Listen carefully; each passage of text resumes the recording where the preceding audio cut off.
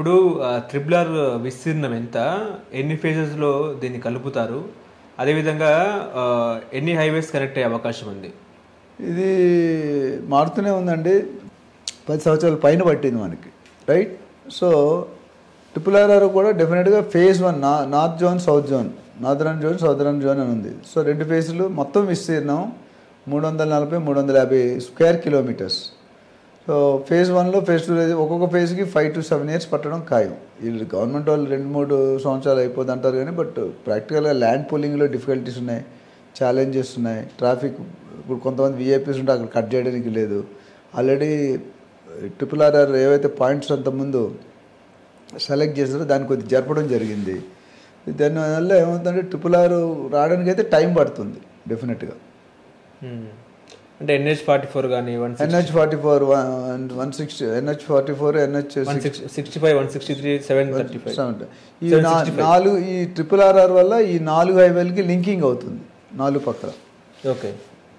So దానివల్ల ఏమవుతుందంటే మనకి ల్యాండ్ అవైలబిలిటీ ఎక్కువ వస్తుంది, సర్క్యులేషన్ అవుతుంది, ఇండస్ట్రీస్ వస్తాయి, ఇన్ఫ్రాస్ట్రక్చర్ పెరుగుతుంది, లాజిస్టిక్స్ పెరుగుతాయి, ఐటీ ఇండస్ట్రీ పెరుగుతుంది, జాబ్స్ పెరుగుతాయి, ఎంప్లాయ్మెంట్ పెరుగుతాయి, రెవెన్యూ వస్తే కొనుక్కునే కెపాసిటీ వస్తుంది. సో ఇప్పుడు మనకి తక్కువగా దొరుకుతుంది ల్యాండ్. ఒక్కసారి RRR ఓపెన్ అయిందంటే రూపురేఖలు మారిపోతాయి. కొంత సామాన్య ప్రజలు కొనుక్కునే స్థితిలో ఉండరు. ఇప్పుడు డబ్బులు ఉంటే ఇప్పుడు కొనుక్కోవడం చాలా చాలా అవుతాం. నేను జనరల్గా చెప్తాను, ఎవ్రీ ఫ్యామిలీ, ఎవ్రీ కుటుంబం, చిన్న ఆటో డ్రైవర్ అయినా, బస్ డ్రైవర్ అయినా, క్లర్క్ అయినా, యాంకర్ అయినా, ఎవరైనా సరే డబ్బులు ఉంటే ఒక 100 గజాలు ప్లాట్ పెట్టుకుంటే ఎప్పటికైనా, ఎందుకంటే రేపు పొద్దుట పరిస్థితులు బాగాలేక, బిజినెస్ బాగాలేదు, ఉద్యోగం పోయిందంటే కానీ ఉండడానికి ఇల్లు ఉంటుంది కదా, లేకపోతే ఓనర్ రెంట్ అయిపోతే మనం రోడ్డు మీద వేస్తారు. సో నేను 2 విషయాలు చెప్తాను జనరల్ నా అనుభవం ప్రకారం. ప్రతి ఇంట్లో కూడా 1/4 kg నుండి 1/2 kg గోల్డ్ ఉండాలి.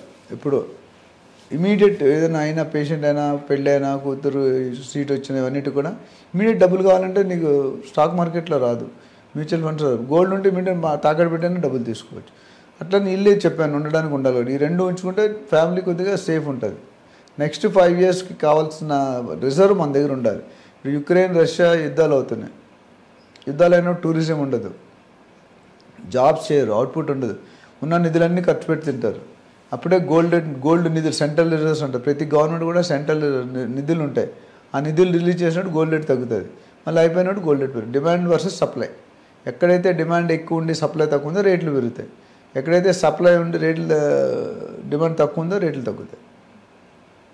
ఇప్పుడు RRR వల్ల వచ్చే లాభాలు నష్టాలు ఏంటంటే ఏం చెప్తారు? RRR వల్ల నష్టాలు ఏంటంటే ముందు చెప్తాను. నష్టాలు ఏంటంటే గ్రీనరీ పడిపోతుంది, water levels, ground level water level తగ్గిపోతుంది. ఎందుకంటే ఇంతకుముందు 1000 అడుగులు కొట్టి ఇప్పుడు 3000 అడుగులు కొట్టుకో. చిన్న జాగాలో 30, 40, 50, 60, 70 ఫ్లోర్లు వేస్తున్నారు. అంతకుముందు గ్రౌండ్ సింప్లెక్స్ అనేవాళ్ళు. సింప్లెక్స్ ఒకటే ఫ్లోర్. మన తాతల కాలంలో ఏమైనా ఉన్నాయి, డబుల్ ఫ్లోర్ లేవు, డబుల్ స్టోరీడే లేవు. తర్వాత 2 డూప్లెక్స్ హౌస్లు వచ్చాయి, దాని తర్వాత ట్రిప్లెక్స్, ఇప్పుడు హై రైజ్ వచ్చేది. సో అదే జాగాలో ఒకప్పుడు సింప్లెక్స్ ఫ్లోర్ కట్టి ఇప్పుడు అక్కడ మల్టీ ఫ్లోర్ రైజ్ కడుతుంది, మల్టీ ఫ్లోర్. దానివల్ల నీళ్ళు స్కేర్సిటీ వచ్చే అవకాశం ఉంది, ట్రాఫిక్ కంజెషన్ తగ్గుతుంది, అది అడ్వాంటేజ్లో. అంటే RRR వల్ల ఏమవుతుందంటే కనెక్టివిటీ పెరుగుతుంది, ఇన్ఫ్రాస్ట్రక్చర్ పెరుగుతుంది, logistics, pharma, IT, software industry, అన్ని రంగాలు కూడా, SEZ special economic zone, sports city, health city, satellite townships, ఇవన్నీ కూడా చుట్టుపక్కల పెరిగే అవకాశం ఉన్నాయి. దీనివల్ల ఏమవుతుందంటే మార్కెట్లో FDI ఫండింగ్ వస్తుంది, దానివల్ల ఇండస్ట్రీస్ వస్తాయి, ఇండస్ట్రీకి ఎంప్లాయ్మెంట్ ఉంటుంది, ఎంప్లాయ్మెంట్ వల్ల ఉద్యోగాలు వస్తాయి, ఉద్యోగాలు డబ్బులు వస్తే కొనుక్కుంటారు. అది ఇంపార్టెన్స్. ఓకే. ఇప్పుడు RRR కంప్లీట్ అవ్వడానికి ఎన్ని సంవత్సరాలు పట్టే అవకాశం ఉంది? అది $1 million క్వశ్చన్ బాబు. నన్ను అడిగితే ఎట్లా? రేవంత్ రెడ్డి గారిని అడగాలి, లేకపోతే పొంగిరెడ్డి శ్రీనివాస్ రెడ్డి గారిని అడగాలి. నన్ను అడిగితే ఎట్లా? ఓకే. మా అన్న పర్సనల్ అనుభవం షేర్ చేస్తాను నేను. జనరల్గా గవర్నమెంట్ ఏమంటే ఫేజ్ 1, 2 to 3 years అంటున్నారు. బట్ జనరల్గా మనకున్న ఇన్ఫ్రాస్ట్రక్చర్ బట్టి, కెపాసిటీ బట్టి చూసుకుంటే 5 నుండి 7 సంవత్సరాలు పట్టే అవకాశం ఉన్నాయి. ఫేజ్ 1, ఫేజ్ 2 ఇంకొక 5, అంటే 10 సంవత్సరాలు మినిమం పడుతుందని నేను అనుకుంటున్నాను. కానీ ఒకసారి RRR కంప్లీట్ అయింది, it's good initiative by government. అది కానీ నిజంగా సక్సెస్ అయ్యి రిలీజ్ అయితే కనుక ఇదొకటి 4 సస్టైనబుల్ సిటీ, లాస్ట్ టైం మాట్లాడుకున్నాం, హైదరాబాద్ రూపురేఖలే మారిపోతాయి. ఎందుకంటే రేవంత్ రెడ్డి గారు సీఎం అవగానే ఏం చెప్పారంటే, మొత్తం అంతకుముందు ఉన్న గత ప్రభుత్వం TRS ఏదైతే ఉందో, they are focus on west zone Hyderabad.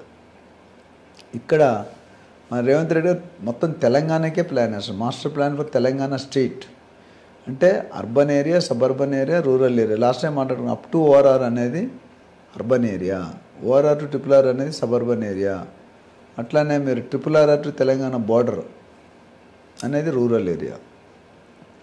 ఈ మూడింటికి ఒకసారి పర్మిషన్ వచ్చి RRR రెడీ అయితే తెలంగాణ బార్డర్ నుండి హైదరాబాద్ సెంటర్ రావడానికి 4 గంటలు పడుతుంది, 3.5-4 గంటలు పడుతుంది. ఇప్పుడు ఈ RRR కనుక రెడీ అయితే 1.5 to 2 అవర్స్లో వచ్చేస్తారు. అంటే 50% సేవింగ్ టైం, ఫ్యూల్, అల్సటా బాడీ. అంటే అదొక సిటీలో ఇప్పుడు ఆల్రెడీ సంగారెడ్డి, షాద్నగర్ సిటీలో ఉన్నట్టు అయిపోయాయి. ఓవరాల్ ఎక్కితే 1 గంట 20 నిమిషాలు వెళ్ళిపోతుంది. సో దానివల్ల ఏంటంటే ఇవన్నీ కూడా బెనిఫిట్సే మనకి. సో నేను అనుకున్న టైం వరకు 10 years అయితే వేసుకొని వెళ్ళాలి. ఇప్పుడు RRRకి ఇప్పుడున్న స్టాఫ్ సరిపోతుందా అంటే ఏం చెప్తారు? RRR కాదు, మీరు అడగాలనుకుంటుంది మా మున్సిపల్ గవర్నమెంట్ ఇన్ఫ్రాస్ట్రక్చర్ ఎంప్లాయ్మెంట్ ఏది ఉందో ఇంత ఎక్స్పాండ్ అయితే ఆ స్టాఫ్ సరిపోతారని అడుగుతున్నారు. సో దానికి ఏంటంటే ఇప్పుడున్న స్టాఫ్ డెఫినెట్గా చాలదండి. ఎందుకంటే ఇప్పుడున్న వాళ్ళే ఓవర్ హెడ్స్, కొంతమంది రిటైర్ అయిన కూడా వాళ్ళు ఫిల్ భర్తీ కావట్లేదు. ఇప్పుడు expansion ORR 165 kilometers, RRR 340-350 kilometers.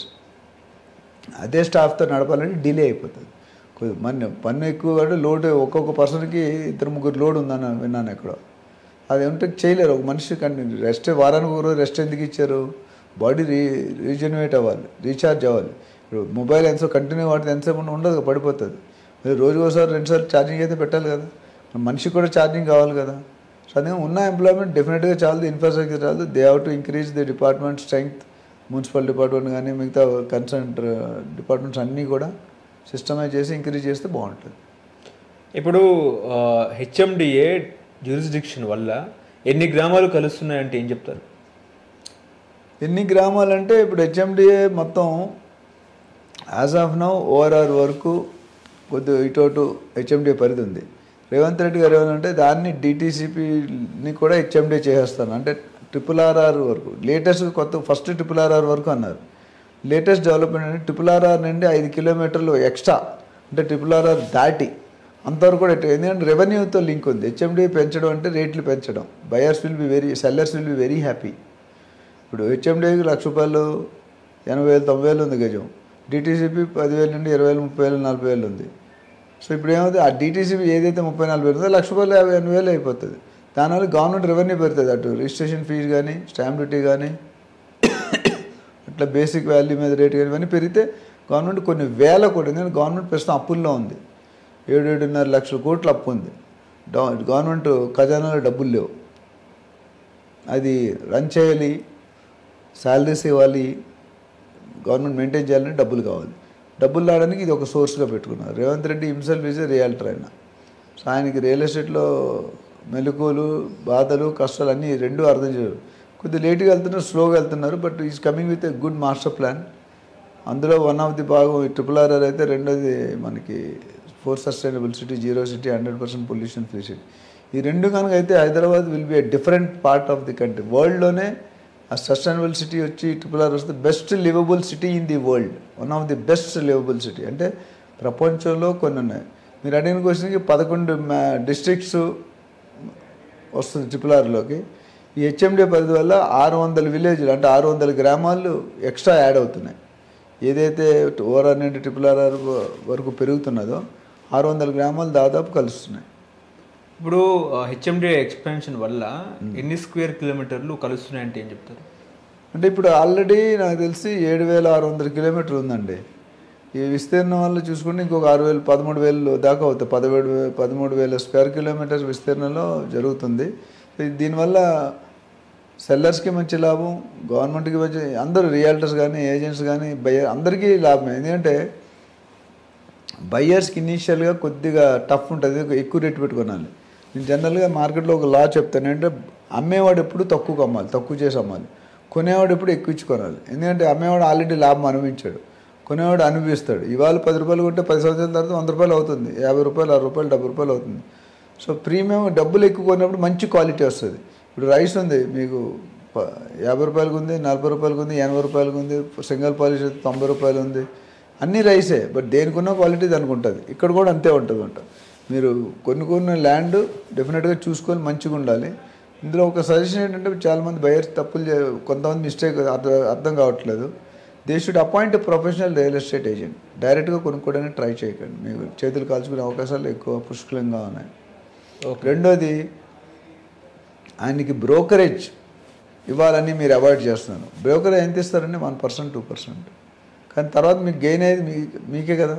ఇవాళ ₹1,00,00,000 పెట్టి మీ నాన్నగారితో మేము ల్యాండ్ కొనిపించాను ఒక ఏజెంట్, ఎంత ఇస్తావు ఏజెంట్కి? 1,00,000 ఇస్తావు, 1,00,000, 2,00,000 ఇస్తావు. 10 సంవత్సరాల తర్వాత ల్యాండ్ వాల్యూ ఎంత అవుతుందంటే 5-6 కోట్లు అవుతుంది. ఎవరు లాభం పొందారు? కొనుక్కున్నాడు లాభం ఉంది, అంతేనా? సో ఏజెంట్ వస్తే దేవుడే ఒక్కొక్కసారి రియల్ ఎస్టేట్ ఏజెంట్ దేవుళ్ళ పంపిస్తాడు. మన అవకాశం, ఆపర్చునిటీ. చాలామంది సినిమా యాక్టర్లు చెప్తుంటారు, స్వామిబాబు గారి దగ్గర అందరూ, రియల్ ఎస్టేట్లో డబ్బులు పెట్టుకున్నాడు ఎవడూ లాస్ అవ్వలేదు.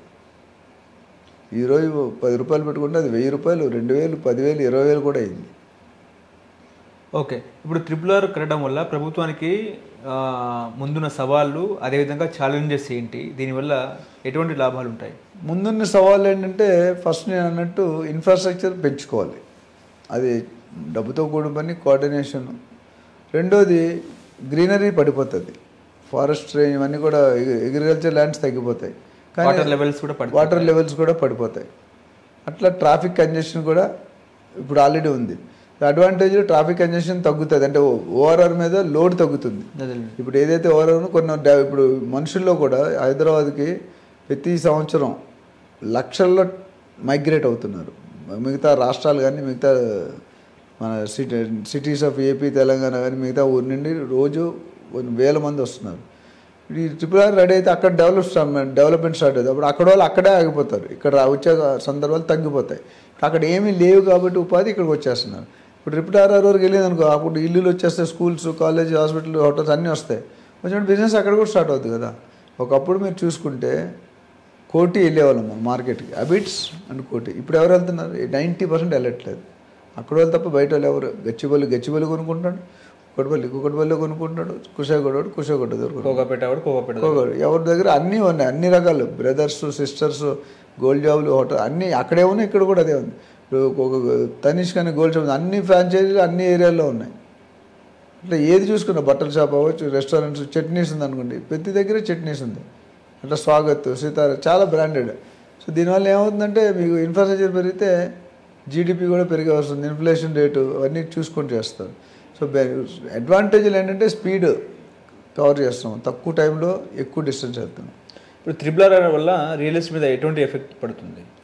డెఫినెట్గా పడుతుంది. ఫస్ట్ ఎఫెక్ట్ ఏంటంటే అగ్రికల్చర్ ల్యాండ్ రేట్స్ పెరుగుతాయి, ఎందుకంటే అది జోన్ మారిపోతుంది, జోనింగ్. రెండోది, ఇండివిజువల్ రిటర్న్స్ ఏవైతున్నాయో అవి పెరుగుతాయి, ఎందుకంటే ల్యాండ్ రేట్ ఎప్పుడైతే పెరిగిందో అప్రిషియేషన్ అవుతుంటే రేట్ ఆఫ్ ఇంట్రెస్ట్, అంటే రిటర్న్ ఆన్ ఇన్వెస్ట్మెంట్ అంటారు, అది పెరిగే అవకాశం ఉన్నాయి.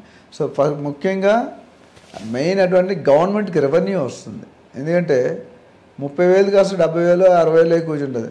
ఇక్కడ 30,000కి 7% వేరు, 60,000, 70,000కి 7.6% వేరు. అట్లా ఒక ఎకరం భూమి కోకాపేటలోనో లేకపోతే నార్సింగి, నానక్రమగూడలో ఒక ఎకరానికి గవర్నమెంట్ పర్మిషన్ రూపంలో 10-12 కోట్లు కడుతున్నారు.